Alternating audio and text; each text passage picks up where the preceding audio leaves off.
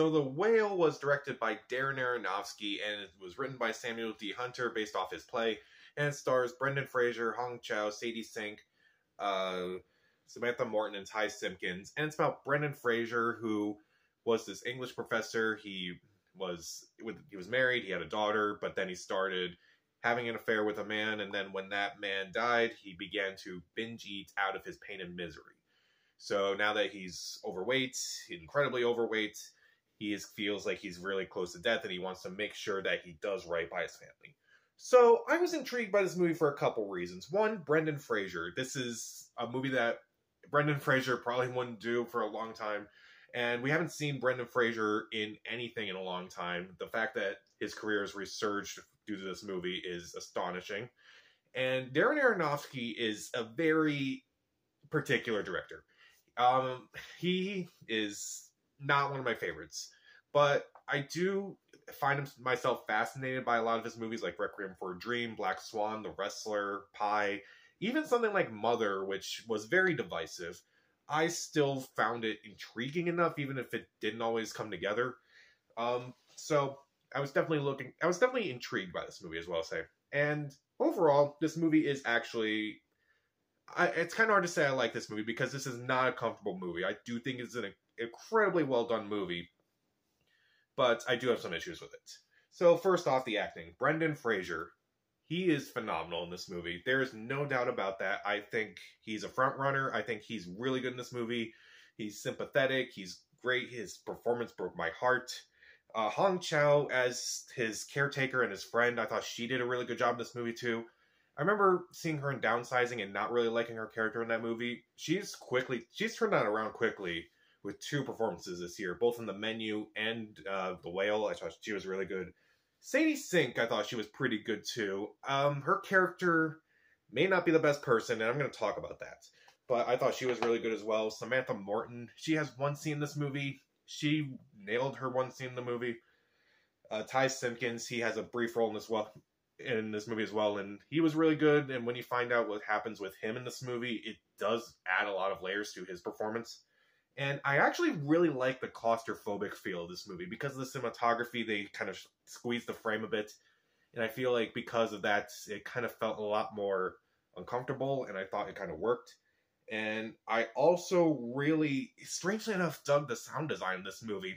Even though it only takes place in one room, one house for the majority of the movie.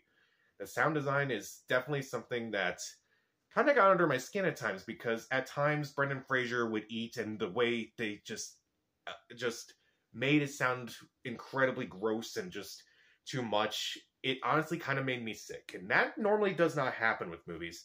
I actually had a thing of popcorn, and I was like, I'm going to put this down because I just don't feel right eating this right now. And it was a very visceral feeling while watching, and any movie that can do that after all my years of watching movies and of all the stuff I've seen, I'm like, that is surprising. And also, I strangely dug, even though the pandemic is not mentioned, I kind of thought the use of the pandemic was interesting.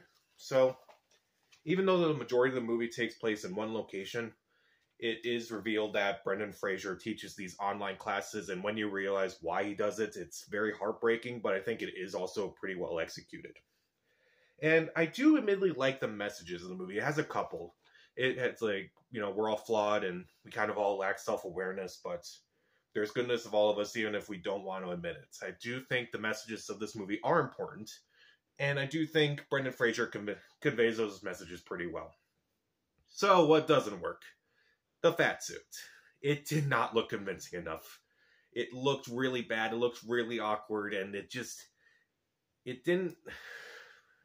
there was a lot of controversy because Brendan Fraser had to wear the fat suit in the movie, and the movie itself doesn't really help. I was honestly more impressed with what they did with his head more than what they did with his body. And there were times where I was watching this movie and I was just thinking, is this trauma porn?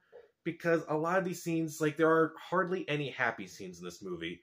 And there were moments where there was something that may have been played off as a joke and people kind of giggled a bit, and I'm like, do you really want to giggle at this? Because I don't really want to giggle at this. And at the same time, I'm thinking, this is all just trauma porn, isn't it? Like, there are no happy scenes and it just ends in misery. every scene just ends with someone being upset, and it just kind of didn't work for me at all. And some characters do really awful things in this movie. Even Brendan Fraser has... When you find out what Brendan Fraser does in this movie, it's actually kind of awful. And it's actually really stupid, and it's really heartbreaking, and it's like, I'm thinking, dude, like, why don't you just do this? It would just save you a ton of time. It would help you. Like, why won't you do this? And Sadie Sink in this movie, her character's awful. She does a really good job in this movie, but her character's awful for the most part, and that kind of goes with the message of the movie, even though we don't show it. It's like, there's goodness in all of us, and we're all flawed, but at the same time, I just was so mad at a lot of the things that Sadie Sink did in this movie.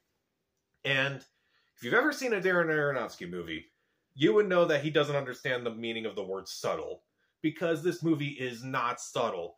But honestly, I kind of knew it wasn't going to be subtle, because I've seen a lot of his stuff, and he's not subtle. Requiem for a Dream is not subtle. Mother is not subtle. Black Swan is not subtle. Nothing he does is subtle. And it kind of annoyed me. There were a lot of his cliches that he's done in a lot of his movies, like criticism of religion, of course, which sometimes it's handled well, sometimes it's not, and it's kind of obvious at this point that he just throws in these religious analogies, and it's just kind of boring after a while, unfortunately. But I did find The Whale to be a fascinating movie with a great lead performance by Brendan Fraser. The rest of the supporting cast does a great job as well. I just had this visceral feeling while watching it, and despite my negatives about this movie, I do want to commend it for that. I also thought the messages were good, and even though I don't like some of the makeup, I don't really like some of the character actions, and a lot of the subtlety, or lack of subtlety, is kind of a problem with this movie. I think it is worth a watch in a way, so I'll give it kind of a pass. I'll give it 3 out of 4 stars. See it. Just kind of know what you're getting into, because if you've ever seen a movie by Darren Aronofsky, you kind of already know if you're interested in this movie or not. If you don't really care for his work, you probably are not going to like this movie. Also, I kind of want to point out this was also a terrible theater experience, because someone walked in an hour into the movie, not even including previews. They walked in an hour into the movie, kind of talked, they kept talking, someone yelled at them to shut up, they left, but not before announcing that they were leaving, and called the person who called them out a really offensive, a really horrible term, and it just kind of put a damper on the movie. Please show up to a movie on time. Please. And also, given the severity of the movie and the seriousness of the movie, maybe it's not a good idea to laugh and talk during it. Just don't do that. Don't be a jerk. That's basically what this movie's telling you. So, what did you think of The Whale? Also, are you a fan of Darren Aronofsky's work? I know he's a pretty divisive figure. He's intriguing, but I definitely have problems with him at times. Comment down below, subscribe to the channel. This is Pat. Stay safe.